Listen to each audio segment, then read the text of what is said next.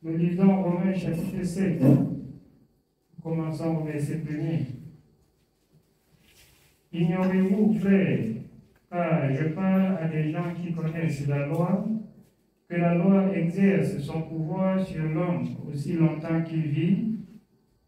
Ainsi, une femme mariée est liée par la loi à son mari tant qu'il est vivant.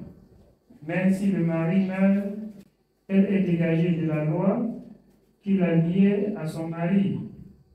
Si donc, du vivant de son mari, elle devient la femme d'un autre homme, elle sera appelée adultère. Mais si le mari meurt, elle est affranchie de la loi de sorte qu'elle n'est point adultère en devenant la femme d'un autre. De même, mes frères, vous aussi, vous avez été par le corps de Christ mis à mort en ce qui concerne la loi, pour que vous apparteniez à un autre, à celui qui est ressuscité des morts, afin que nous portions des fruits pour Dieu. Amen. Je voudrais encore nous exhorter ce soir que nous écoutons, que nous comprenions comment l'homme de Dieu prend les choses terrestres pour enseigner le céleste. Il dit selon la loi et les commandements que Dieu a donnés à Moïse pour Israël.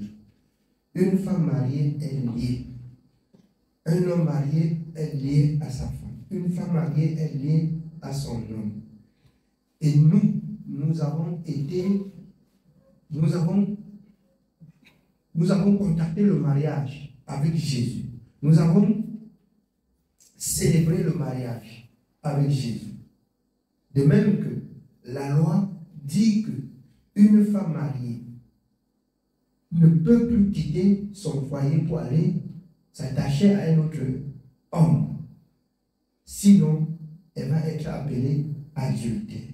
De même que nous qui avons eu la grâce d'avoir pour époux Jésus, si nous nous détachons pour épouser encore un autre esprit, une autre pensée, ou divorcer, ce ne serait pas possible. Ce ne serait pas possible. Lorsque nous nous engageons, c'est comme dans le mariage, pour le service de Dieu. Quand on s'engage pour le service de Dieu, je parle pour la distraction qui règne encore au milieu du peuple de Dieu. La distraction qui règne au milieu du peuple de Dieu est celui-ci. Vous avez appris ce que Dieu a dit, mais vous ne faites pas ce que Dieu a dit. C'est une erreur. Vous allez souffrir. Vous allez avoir des douleurs, comme c'est écrit dans Zacharie, comme c'est écrit dans Michée. Des douleurs, et plusieurs douleurs, est de la part du méchant. Qui est le méchant?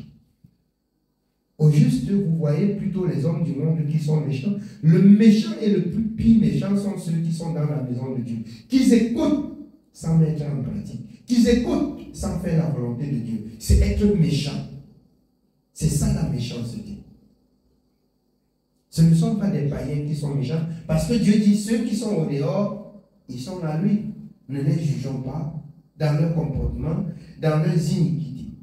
C'est Dieu qui les juge. Mais pour ce qui est du milieu du peuple de Dieu, selon 1 Corinthiens 2, l'homme spirituel juge de tout et n'est lui-même jugé par personne. Si vous voulez avoir du conseil pour ce que je dis, vous allez lire 1 Corinthiens 2 à partir du verset 9. Et vous allez comprendre qui est l'homme spirituel et qui est le méchant.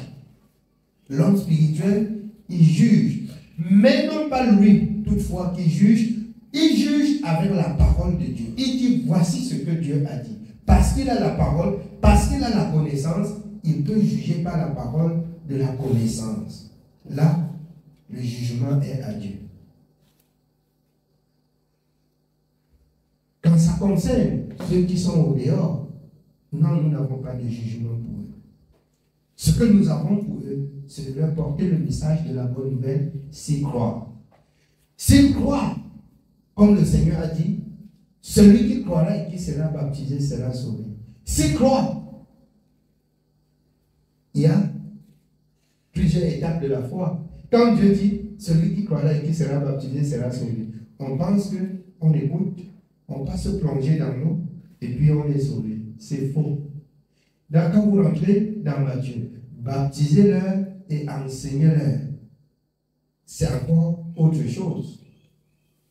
Quand vous rentrez dans Matthieu, il dit, c'est celui qui va persévérer jusqu'à la fin. Dans quoi? Dans l'enseignement. Dans Acte 2, ils étaient chaque jour ensemble assidus au temple. Et les apôtres exhortaient. Ils exhortaient. Donc, la parole d'exhortation, les enseignements. Ils persévéraient dans les enseignements des apôtres. Si les enseignements, on ne persévère pas. Persévérer dans les enseignements, c'est être aussi présent à l'église. Et être présent à l'église pour écouter l'enseignement, c'est garder. Celui qui aime Jésus, garder sa parole. Et quand vous pouvez retourner, que si vous retournez dans 1 Pierre 3, 21, c'est là où il dit, cette eau était une figure de baptême. Non pas la purification des souillures, mais un engagement d'une bonne conscience. Je suis conscient, j'accepte que je quitte le monde pour servir Dieu, persévérer dans la justice et dans la vérité jusqu'à la fin de mes jours sur terre. Quand on est majeur et qu'on s'engage pour servir Dieu, on ne dit pas oh, ma mère a refusé que je ne sais pas, mon père a refusé, tel a refusé. Non et non. Alors, on s'engage pour servir. Le jugement est individuel. Vous savez pourquoi? Dans la loi de la nation, bien qu'elle ne soit pas appliquée, quand l'enfant est mineur, vous savez, si vous faites certaines choses, l'enfant vous porte plainte. Et quand l'enfant devient majeur, vous faites également certaines choses, elle vous porte plainte et elle vous gagne. Pourquoi? Parce que déjà, même la loi de la nation du Cameroun, elle libère, elle a donné la liberté à la religion. Quiconque étant âgé peut choisir sa religion. Et si tu choisis pour servir Dieu, c'est ton Dieu. Ton Dieu te dit dans Jean 16 que tu seras persécuté. Ce n'est pas parce que je dois être persécuté ou parce que tu dois être persécuté que je vais te dire n'écoute plus ou ne viens plus à l'église. Vous avez d'ailleurs entendu ce que j'avais dit à l'enquêteur à la PJ quand il a dit, homme de Dieu, vraiment, n'accepte plus que les femmes viennent et que si c'est possible, tu leur dis qu'ils restent à la maison. Écoutez, j'ai dit, est-ce que vous pouvez nous lire un texte de la loi qui dit que le pasteur doit choisir les fidèles qui doivent venir à l'église? Elle m'a regardé comme ça. J'ai dit, vous avez les tables de loi pour la nation. Nous avons les tables de loi pour Dieu.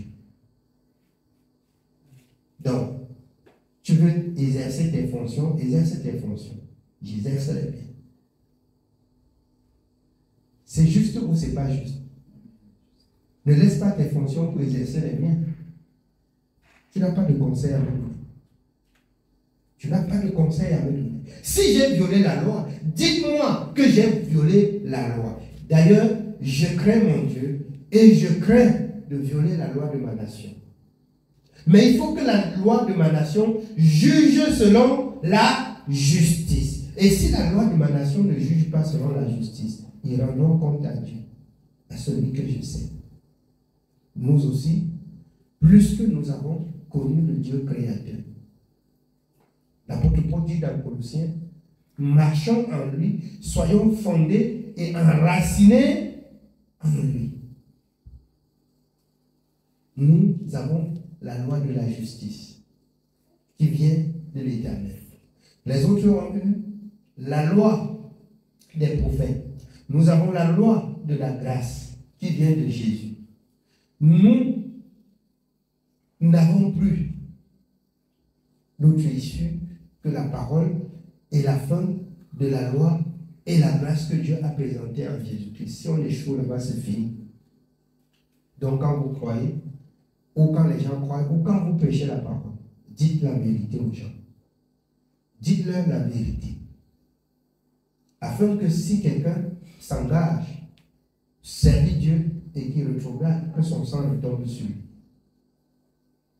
Vous allez voir, à un moment donné, si tu veux, tu crois. Si tu veux, tu ne crois pas. Mon devoir, c'est de rappeler ce que Dieu a dit dans sa parole. Et que je veille à dire exactement ce que Dieu a dit. Je m'efface et Dieu règne. Je n'ai pas la flatterie dans la bonne nouvelle. Je n'ai pas, bien aimé, la flatterie.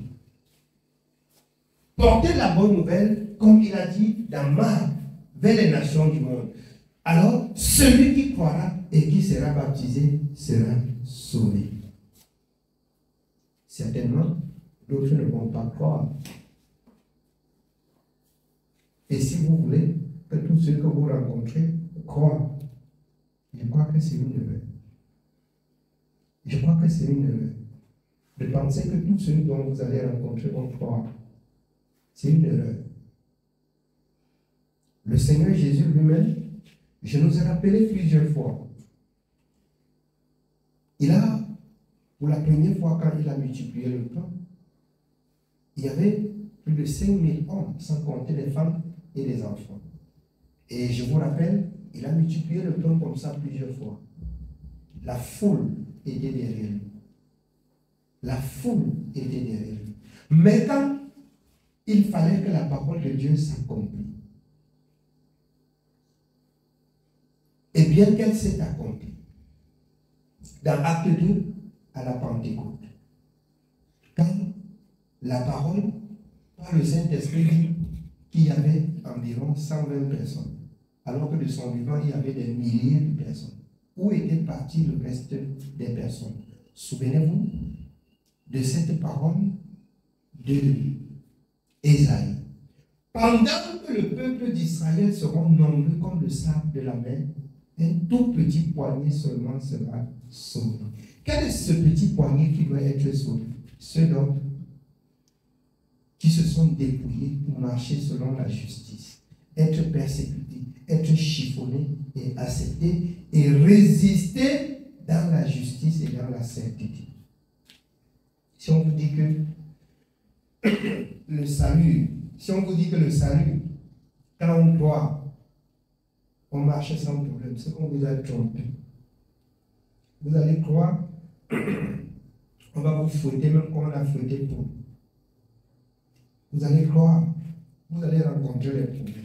Mais dans Luc 14, c'est là où, c'est quand vous allez vaincre ce problème, vaincre, dominer sur ces persécutions, que Dieu va vous reconnaître pour fils. Que Dieu va vous reconnaître pour fils. C'est la vérité. C'est la vérité. Mais lorsque les enfants sont mineurs, ils ne peuvent pas faire la tête aux parents.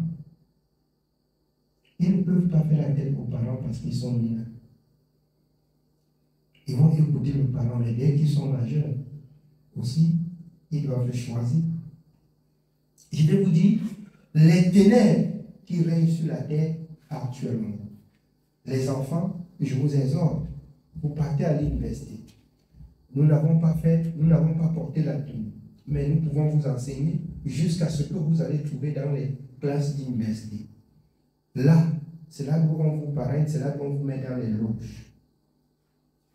Et sachez-le bien, que après avoir écouté la parole de Dieu, vous donnez encore la main d'association aux loges, vous allez mourir. Vous allez mourir. Parce que vous avez entendu Dieu parler. Parce que vous avez entendu Dieu parler. Amen. Oui, bien aimé, on continue. Nous continuons au verset 5. Car lorsque nous étions dans la chair, les passions des péchés provoqués par la loi agissaient dans nos membres de sorte que nous portions des fruits pour la mort. Dans la chair, on porte les fruits pour la mort. Les passions de la chair. Vous savez, ici, c'est sans Dieu. Tout ce qu'on trouve de faire, on le fait et on ne trouve pas d'inconvénient. Ça, c'est la chair. Ça, c'est la nature du péché que nous sommes nés là-dedans. Quand vous comprenez, le roi David, je suis né dans le péché. Ma mère m'a construit dans l'iniquité. Mais Dieu veut que la vérité soit au-dedans de moi. Il faut que j'avoue à l'Éternel, comme il dit dans son livre, toutes mes transgressions, et il me pardonne. Et heureux l'homme en qui l'Éternel n'impulte point d'iniquité. Quand Dieu a pardonné, et sache aussi que celui qui craint Dieu ne pratique pas le péché. Celui qui avoue et les délaisse obtient miséricorde. J'ai dit au peuple de Dieu, le peuple de Dieu souffre parce qu'il a péché contre Dieu. Il n'y a rien à faire. Il n'y a pas un jour que je vais vous dire que Dieu vous éprouve par les souffrances, par qu'il vous tente. Dieu ne tente personne. Dieu ne tente personne. Il est juste, il est fidèle dans sa parole. Amen. Oui, bien aimé. Nous continuons au verset 6. Mais maintenant, nous avons été dégagés de la loi, étant morts à cette loi sous laquelle nous étions retenus, de sorte que nous servons dans un esprit nouveau et non selon la lettre qui a vieilli. Que dirons-nous donc? La loi est-elle péché? Loin de là. Mais je n'ai connu le péché que par la loi. Car je n'aurais pas connu la convoitise si la loi n'eût dit « Tu ne convoiteras point ». Et le péché, saisissant l'occasion, produisit en moi par le commandement toutes sortes de convoitises, car sans la loi, le péché est mort. Pour moi, étant autrefois sans loi, je vivais. Mais quand le commandement vint, le péché reprit vie et moi je mourus. Ainsi, le commandement qui conduit à la vie se trouva pour moi conduit à la mort. Car le péché, saisissant l'occasion, me séduisit par le commandement et par lui me fit mourir. Écoutons donc. Est-ce que le commandement qui donne la vie, qui conduit à la paix, est mauvais? Non. J'ai connu le trouble. Alors, j'ai connu le trouble parce que j'ai violé les commandements. C'est ce que l'apôtre Paul explique. Il dit, là, ce qui fait du bien, est-ce que pour moi, ça va faire seulement le mal? Non. Quand j'étais dans la chair, les choses-là, je le faisais sans problème. Mais dans le Seigneur, mais j'ai pas la paix. Je suis troublé. Le commandement, plus que je convoite, je suis encore charnel. Le péché, je lui tape la main. Et là, je meurs. Ça veut dire, Dieu ne vit plus pour moi. Dieu ne vit plus pour moi. Quand je vois le péché, je le côtoie. Je m'approche. Dieu ne vit plus pour moi. Dieu ne vit plus pour moi. Je dois m'éloigner du péché pour vivre pour Dieu. Amen. Oui, bien. Nous sommes au verset 12. La loi donc est sainte et le commandement est saint, juste et bon. Ce qui est bon a-t-il donc été pour moi une cause de mort? Loin de là. Mais c'est le péché afin qu'il se manifestât comme péché en me donnant la mort par ce qui est bon, et que, par le commandement, il devint condamnable au plus haut point. Nous savons en effet que la loi est spirituelle, mais moi, je suis charnel, vendu au péché. Car je ne sais pas ce que je fais, je ne fais point ce que je veux, et je fais ce que je hais. Or, si je fais ce que je ne veux pas, je reconnais par là que la loi est bonne. Et maintenant, ce n'est plus moi qui le fais, mais c'est le péché qui habite en moi. Si tu laisses le péché dominer ta vie, alors tu vas dire non, je ne peux pas faire ceci, et après, tu vas te retrouver en train de le faire. Parce que ton engagement n'a pas été sincère. Tu n'es pas sérieux dans ton engagement. C'est pourquoi le péché peut reprendre vie. C'est pourquoi le péché peut reprendre vie. Ce qui est bien, pour moi, ça me donne que les problèmes. Non. Oui, bien. Nous continuons au verset 18. Ce qui est bon, je le sais, n'habite pas en moi, c'est-à-dire dans ma chair. J'ai la volonté, mais non le pouvoir de faire le bien, car je ne fais pas le bien que je veux, et je fais le mal que je ne veux pas. Et si je fais ce que je ne veux pas, ce n'est plus moi qui le fais, c'est le péché qui habite en moi. Si le péché habite en toi, il va te conduire, il va chanter sa chanson et tu vas répondre. Il va chanter sa chanson et tu vas répondre. Or, Jean 3, 16, car Dieu a tant aimé le monde qu'il a donné son Fils, Jésus-Christ, pour ôter, comme a dit Jean-Baptiste, voici l'agneau de Dieu qui ôte le péché du monde. Et il dit, dans 1 Jean, petits enfants, n'aimez point le monde, ni les choses qui sont dans le monde. Ne convoitez pas. Alors ceux qui sont de Dieu ne pêchent pas. Ceux qui pêchent sont du diable. Donc, Jésus t'a sauvé et le diable domine encore sur ta vie? Non. Tu lui as fait le plein d'œuvre. Ton cœur a manifesté le désir d'être encore avec lui. Et c'est pour ça qu'il est présent. C'est pour ça qu'il est présent. Il espère encore que tu peux lui appartenir encore. Parce que tu regardes là et tu regardes là. Tu regardes, tu comprends, Non, ici, il se montre bien pour que tu vois si tu peux encore retrouver la vie. Il se montre bien. Amen. Oui, bien. Nous continuons au verset 21.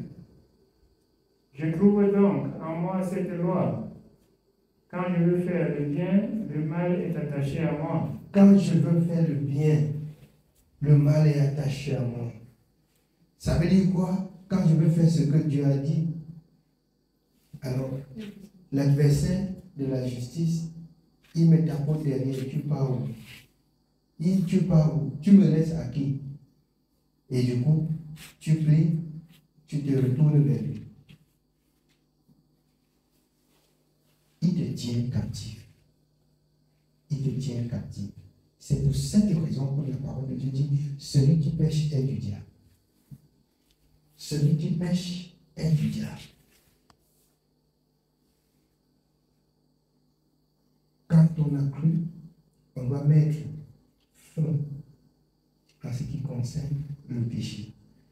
Et je m'étonne souvent quand Dieu nous accorde profondément les grâces d'écouter la bonne parole et qu'on se retrouve à faire les mêmes choses que nous avons appris de Dieu, que nous devions laisser, on se retrouve encore sur la même page. C'est étonnant. Si tu lis toi-même, si tu médites toi-même dans ce chapitre de Romains, mais tu vas te réveiller. Tu vas dire non, je n'accepte pas être vendu au péché. Je dis, si tu lis toi-même, si tu médites, si vous méditez personnellement, chacun va se reporter contre l'adversaire. Chacun va se reporter. Non, je ne lui appartiens pas. C'est dans la justice, c'est dans l'engagement, c'est dans la vérité que tu vas dire non. Pour ne plus te retrouver dans ses œuvres. La parole de Dieu dit qu'il pêche dès le commencement. Tu ne vas plus accepter de te retrouver dans ses œuvres. Parce qu'en fait, ce qui te met en contact avec lui, c'est quand tu montes sur sa voie. Et sa voie, c'est le péché. C'est quand tu prends sa voie que tu le rencontres. Alors, Jésus a frayé le chemin. Si tu restes sur ce chemin, tu ne le rencontreras jamais. Mais quand tu quittes la route, quand tu quittes la voie sainte, alors tu vas le rencontrer.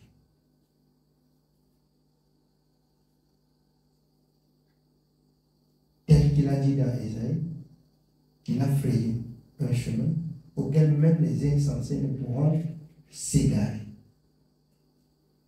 Tu ne peux t'égarer que lorsque tu quittes la voie de la sainteté. Là, tu vas t'égarer. Et tu vas rencontrer l'adversaire là devant toi.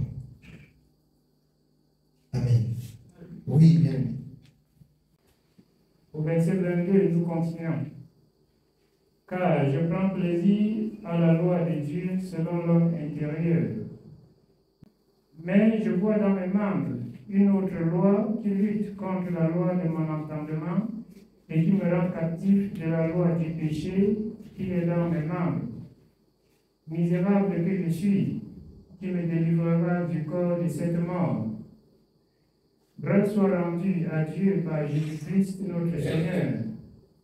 Ainsi donc, moi-même, je suis par l'entendement esclave de la loi de Dieu, et je suis par la chair esclave de la loi du péché.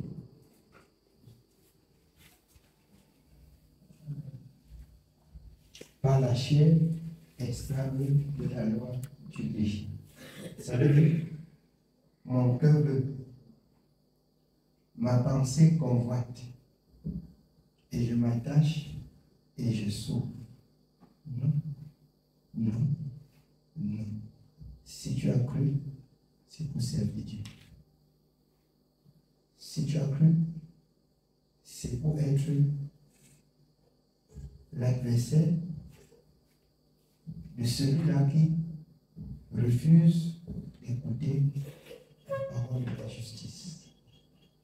Amen. Que le Seigneur nous bénisse. C'est tout pour ce soir.